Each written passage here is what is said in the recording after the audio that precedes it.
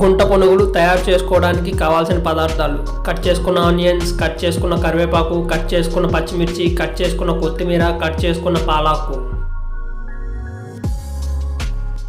Normal idli పిండిలో కొద్దిగా salt వేసుకోండి. ఆ తర్వాత మనం కట్ చేసి పెట్టుకున్న ఆనియన్స్, పాలాకు, కొత్తిమీర, కరివేపాకు, పచ్చిమిర్చి అన్నీ వేసుకొని బాగా మిక్స్ చేసుకోండి.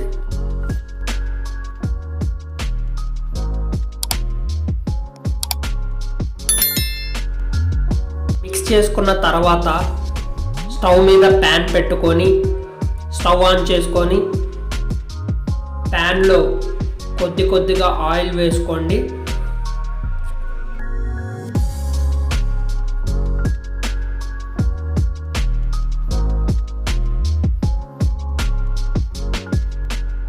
ఆ తర్వాత మనం మిక్స్ చేసుకున్న పిండిని ప్యాన్లో వేసుకోండి.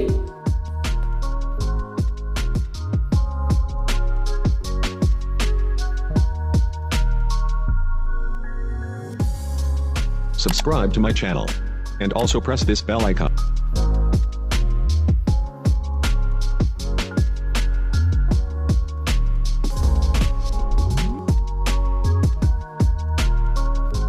మూత పెట్టుకొని 5 minutes మీడియం ఫ్లేమ్లో బాయిల్ చేసుకోండి.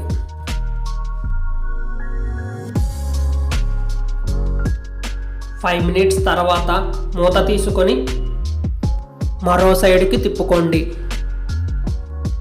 ఈ గుంట పునుగుల్లోకి రెడ్ చట్నీ వేసుకొని తింటే ఉంటుంది, సూపర్గా ఉంటుంది. డిస్క్రిప్షన్లో లింక్ ఇచ్చాను, ఒకసారి ట్రై చేయండి.